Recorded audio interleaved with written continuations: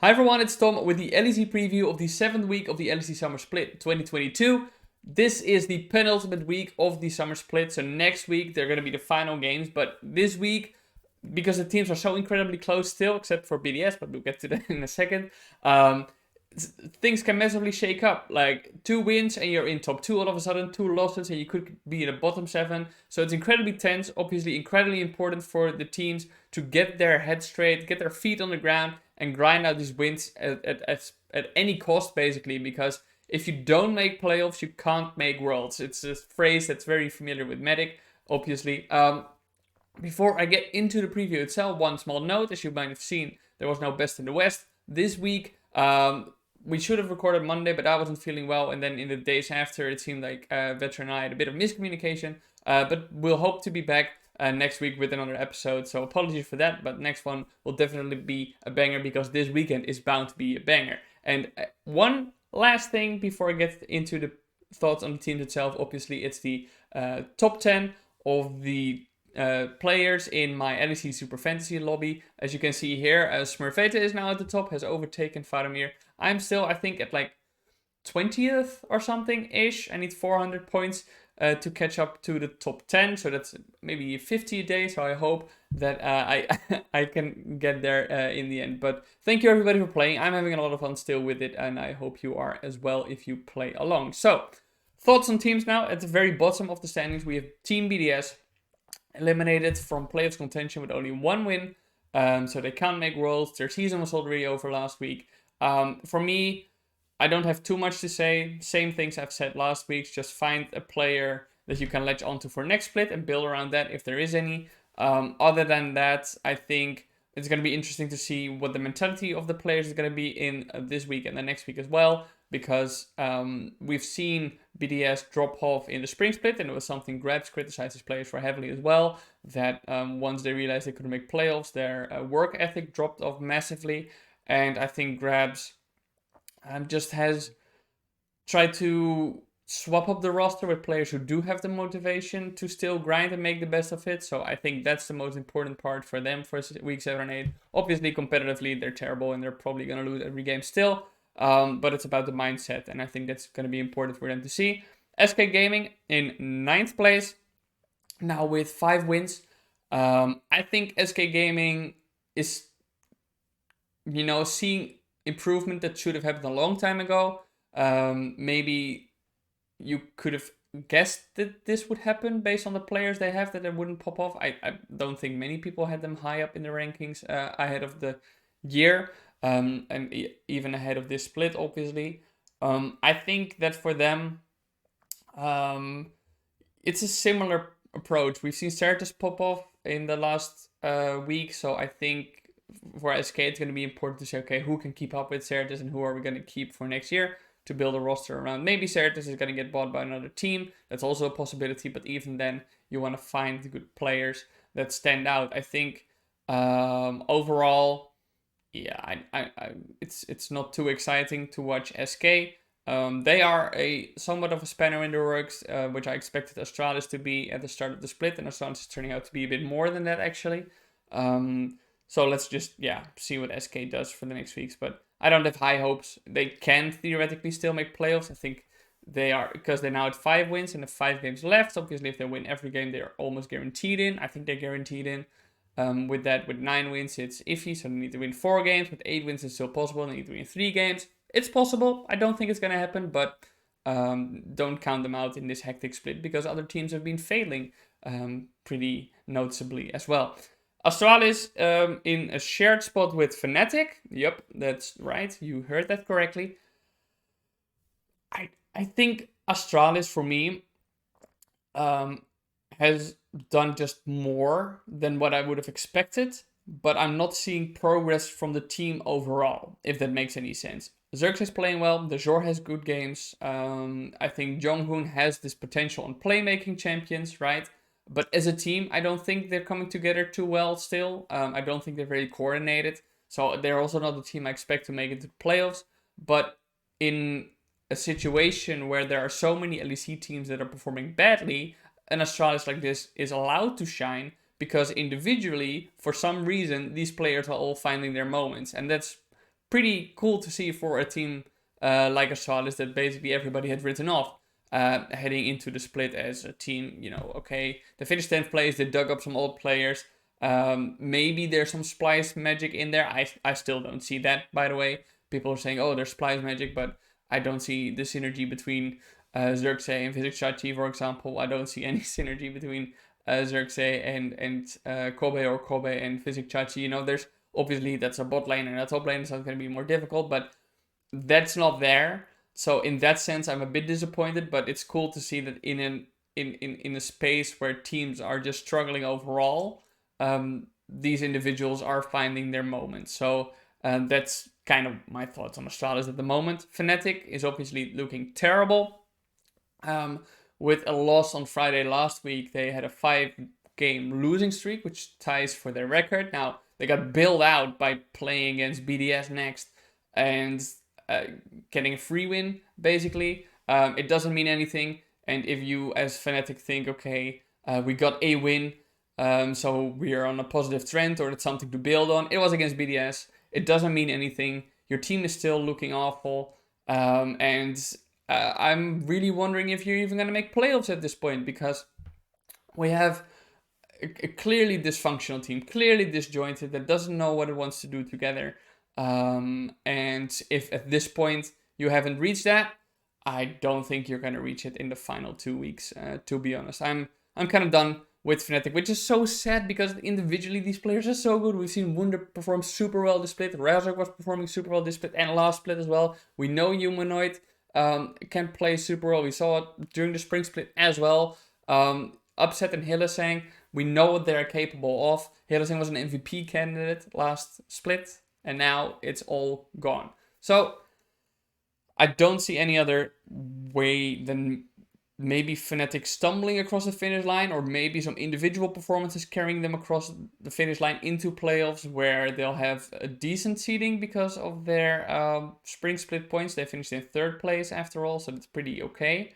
I don't know. It's still, to me, a failed project, no matter how you look at it. And if this team makes playoffs, it will be a wonder. And if they make worlds somehow, it's gonna be, I don't know, probably some god exists they pray to, because this is, it's looking terrible. XL and G2 and Misfits are all tied in 4th place. Let's start with XL. XL has dropped off pretty significantly, actually. At the start of the split, they had a good meta read and they did super well. Then they dropped a few games. Then they won a few games again because it seemed like they understood the meta again. And then last weekend, it was bad again. I think for XL, what you're looking at is a team that is now not so sure how to execute the mid game very well. They were strong at the start of the split in their early game, and I think that those fundamentals are still there. They're not as dominant anymore, and because of that, it seems like they're struggling to accelerate any lead that they have in the mid game, and they're fumbling in the mid game as well. Obviously, there are individual performances that are sometimes a bit poor. We saw Finn struggling, we saw Mickey X really struggling. So I think that for this team, the most important part is going back to the basics, back to what made them so good at the start, and figuring out, okay, how do we apply those basics to what's currently being done? Because this is a team that I think has continually tried to improve and continue to run to stay ahead of their opposition. But in doing so, they're kind of like looking over their shoulders and maybe stumbling from over what's ahead of them. So I think for them, it's good to just, accept that now you're stumbling, try to find some balance, look at what made you successful in the past, and apply that going forward. So it's going to be interesting for me to see. For example, they played very well with Marcoon and Mickey X together. Are they going to go back to something like this? How is Nuke Dog going to play his role in the team? Because he's a very versatile mid laner, kind of more supportive role. Is he going to be able to go back to that and allow his team to thrive off that flow that he brings from the mid lane? So I think XL will still make playoffs.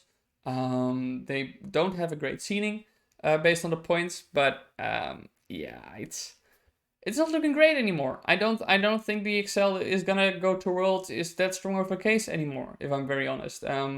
Probably, but if they don't find a way to go back to those basics, I see it being difficult for them. G2, I think G2 is still not looking good, obviously. Jankos is having a lot of trouble. Caps isn't performing so well. The bot lane isn't what they were in terms of... the bot lane used to be okay. Flacket plays it safe, Targamas roams, and then from there on G2 finds a lead and knows how to play around whoever has the lead. Whether it be Broken Blade, whether it be Caps, right? Now, neither of them is really getting a lead because their early game is very poor from G2.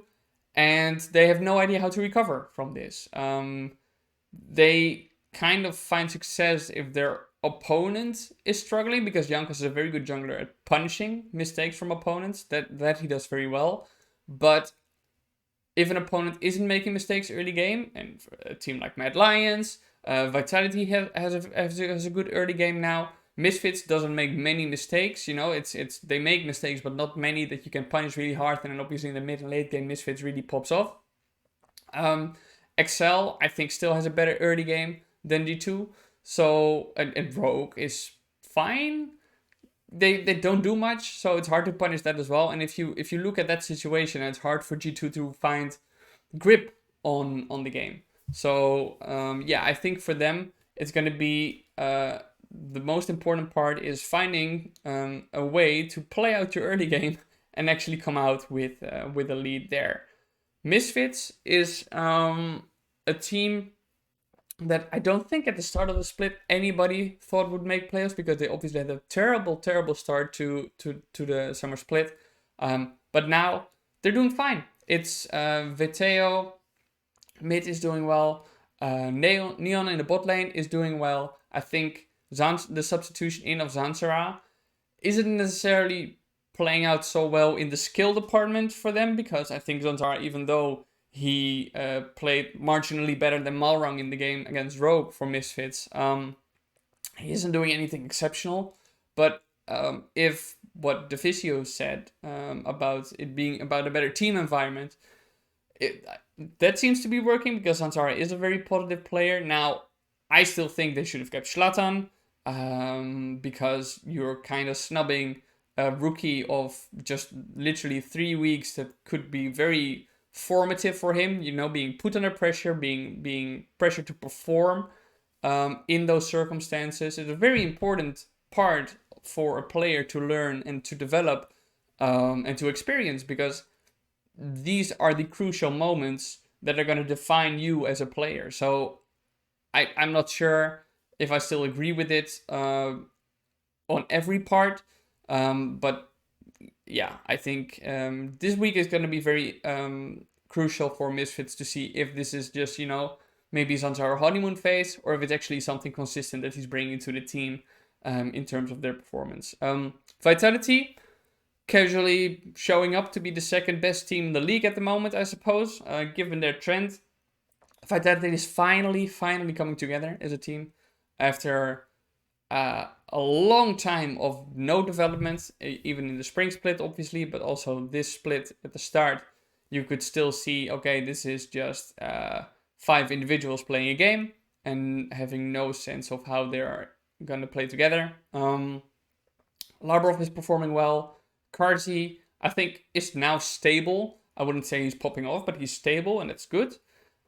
Perks is having an insane split. Honestly, if you look at Vitality's wins, there's always Perks doing well, and they have 8 wins now, just 2 wins behind the number 1, which is Mad Lions.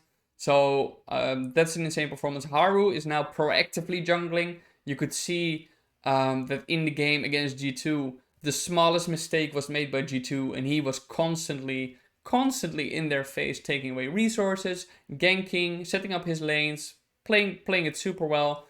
So that's coming together well. And Haru is still just a solid top laner, that he will always be. So I think for Vitality, it's looking up.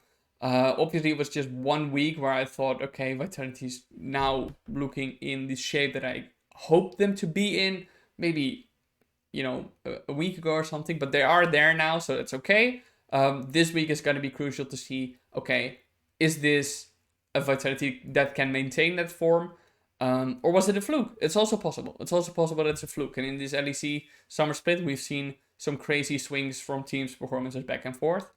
Rogue, I think, is not looking very good. I think they have 1 win out of their last 4 games, which is terrible. They are not performing very well at all. I think Malrang is being exposed immensely. He is not doing any part that any equivalent jungler is doing for their team.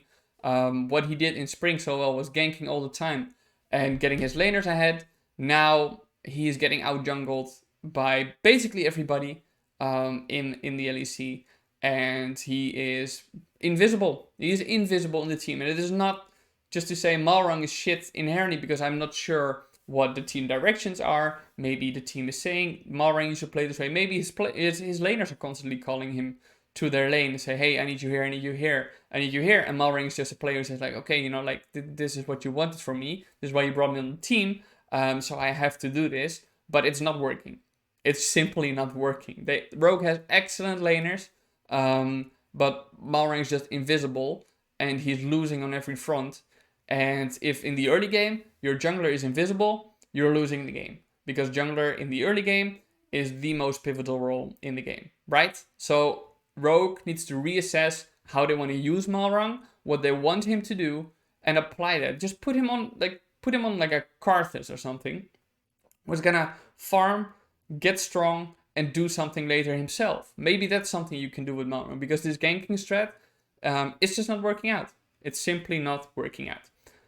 Mad Lions, finally, best team in the league at the moment. Not just in standings, but also in how you see them play.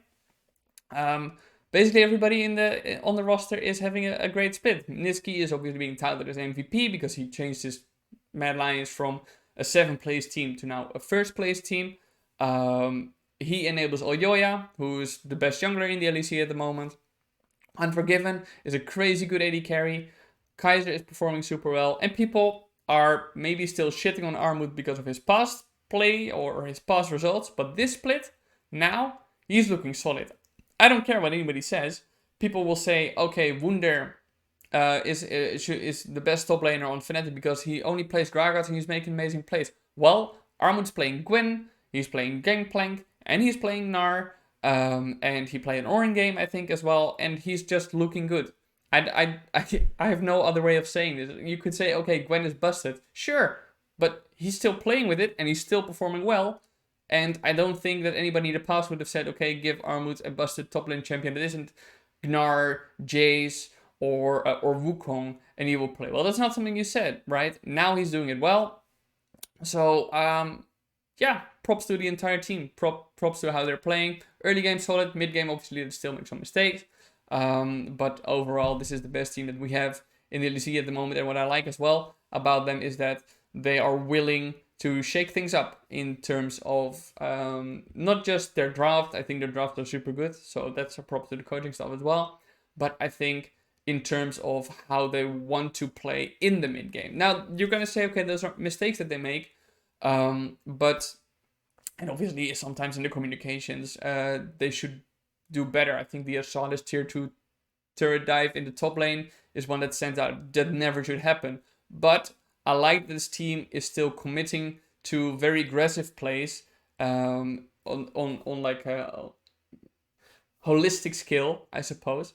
Where they should because if you're gonna make these mistakes, you're also gonna know how to fix them, right? If you never go for these plays and you're gonna be put in a situation where you should make those plays, you're either not gonna go for them or you're gonna mess them up. They're making these plays, sometimes messing them up, sometimes they're successful with them, and this is how they're gonna find their footing in the mid game as well against better teams, because in these games you're going to be put in a similar scenario, and now you know how to play out these games and what you should look out for. Obviously, it's on a different scale in terms of the skill of your opponents, but you have some sense of what you should do and what you shouldn't do. So that's Mad Lions. All right, that was a bit of a long rant about each team. Well, about the teams in general. Now let's get into the predictions for day one. We have Misfits versus Astralis as the first game. I think Misfits gonna win this. Even though Astralis is very good at, I guess, individual performances, Misfits as a team seems to have more of an idea what they want to do. I think Astralis' way of winning this is getting Deja on something like an Oriana, which he's very good at. Like this control mage that can disrupt things. Xerxes is going to be someone to look at. I think Xerxes can really capitalize well on Zanzar, because Zanzar is still mostly an emotional influence for the team. As I said, I don't think skill wise he's much of an upgrade over Zlatan. So Xerxes is going to be the pivotal part for Astralis on my end. But in the mid lane and in the bot lane, I think Misfits should just be better overall. And in the later stage of the game, this is going to be more important for them, I think. For Astralis, I think the top lane is going to be a big weak part, which it has been for the past week. So that's nothing new. Vitality versus BDS. Vitality should win this. Not much to say about this. Fnatic against SK, very interesting point, because Fnatic is obviously in a terrible shape team-wise. SK is feeling it at the moment, and I actually think that SK could win this game against Fnatic, because SK has this positive momentum. They have a very good group that stimulates each other with positive energy, and Fnatic seems to have the opposite of that, where people make mistakes, they don't trust each other when they go for plays, they don't trust each other in terms of the game plan they want to execute. So that's bad. And SK, at least, even if the play they want to make is bad, they'll go for it, and that shows you what type of team environment they have. So I think SK is actually going to win this game. Then we have Rogue versus Mad Lions. I think Mad Lions is going to win this. Rogue is in bad shape. Elyoya is the best jungler in the LEC at the moment. I expect him to dance circles around Malrang. Obviously, the first time these two played, Rogue won the game eventually by winning just one Elder Drake fight, which Malrang stole. I don't expect Mad Lions to do this again. Even though if they would do that, it would be incredibly funny, obviously. But I think Rogue is just not where they want to be in terms of the early game, in terms of how they play together as a team. They still have good laners, but Mad Lions has a good team. And I think probably better laners at this point. Yeah, Unforgiven and Kaiser are better than Comp and Trinity together. Odo should be able to do well against Armut in the top lane, and Larsen is about even-ish with Niski, but then we have the jungle difference as well as the bot lane difference that I mentioned. So even individually, I think Mad Lions wins it out there. So Mad win there. XL versus G2, two teams that aren't in the position that they want to be, or where anybody thought they probably would be after the start of the split, because XL and G2 both look very good at the start of the split. I think this is a very even game. I do think XL is going to win this because they have a better bot lane overall. And I do think that Markoon is a better jungler at this moment in the split than Jankos is. I don't think Caps is finding that pop-off form, or at least Noobdog isn't a player that's going to enable Caps to pop off a whole lot. So I do think that XL is going to win this because they have a better early game. And I think G2's way of getting in there is something like, okay, we're stacking Drakes while XL is getting the Heralds, so you give up an early gold lead because XL is getting those Heralds and those from a lot of gold. But maybe G2 gets a good soul with the scaling position and can capitalize on a mistake that XL makes. But otherwise, I do expect XL to win that one. And then we go to day number 2, which is the day with El Clasico. But we'll get to that in a moment. Vitality versus Astralis. Vitality should win this across the board. A better performing team based on what we saw in week 6. I think for Astralis, it's once again the top lane, Alfari versus Physic Chachi. I think Alfari is going to run pretty big circles around Chachi. In the jungle, the mighty jungle, Xerxes and Haru is an interesting matchup. Those are two very... last week at least, Haru performed super well. Xerxes has been performing well this split, so I think for them, there's going to be an interesting matchup. In the mid lane, Perk should win against Dejor, and in the bot lane, Karsi and Labro versus Kobe and Jonghoon, unless Jonghoon gets a big playmaking champion. If he gets his Pike, for example, that could be a problem for Vitality, but I highly doubt that they will let Jonghoon go for it, or at least play a composition that doesn't suffer too much against the Pyke. So I expect Vitality to win this. BDS versus Excel. I think Excel will win this. Mad Lions versus Misfits. Mad Lions should win this. Misfits early game has notoriously not been very good this split, which is okay because they can recover in the mid and late game, as we've seen in their wins in the last 3 weeks of the summer split. But Mad Lions, unless they might make some massive mistake, like losing a Baron flip or something like this, they should pretty comfortably close it out. SK versus Rogue.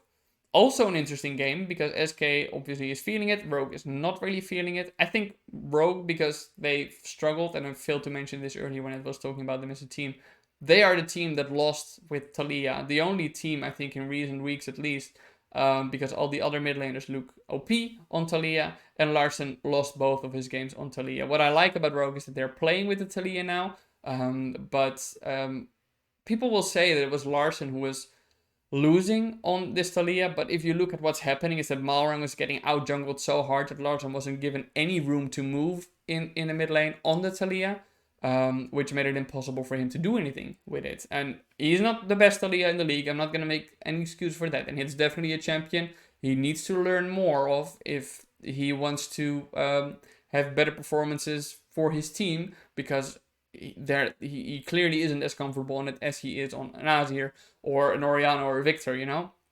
Which is fine for now, but you need to step it up. But the most important part for me is the jungle. That said, SK versus Rogue, I do still think Rogue is going to win that one, because overall individual level is just better for them. And I don't think Gillies is a jungler who's going to be able to capitalize as well on Malrang's mistakes as, for example, let's say now Yoya or a Marcoon or a Youngkos. You know, those players are really good at that. I don't think Gillies is. And Gillies is more of a player who sees maybe small windows of opportunity himself that aren't necessarily mistakes by the opponent, but you think, oh, maybe I can cheese my way in here, capitalize on that. Sometimes it works really well and it looks really good. Other times it doesn't really work. So I don't think he's going to be able to do that against Malrang. At least not very consistently. And then the match of the week, G2 versus Fnatic. El Clasico, although these are now two teams, obviously, that aren't performing super well. So it's a middle of the tier mud fight with two teams that used to rule the LEC and now might not even make playoffs. I would say Fnatic is probably not going to make playoffs at this point. And G2 probably isn't even going to make Worlds. So, you know, it isn't really the El Clasico that everybody hoped for. That said, every time these two face off, it's a banger. I think G2 is going to win this. Fnatic's momentum is just down the gutter for me. It's going to take a lot for me to have any faith in this team winning against anybody but BDS, which they already did last week. So it's looking rough for Fnatic. I hope I'm wrong in terms of the shape they're in. I hope they show up and I hope they perform well. Obviously, when Fnatic played against G2 early in the split, Fnatic dominated G2, which was cool to see. But given recent trends, I doubt it will happen. So anyway, it was a bit of a longer one, but thank you very much for watching. If you like this content, don't forget to like and subscribe and stay tuned for more content.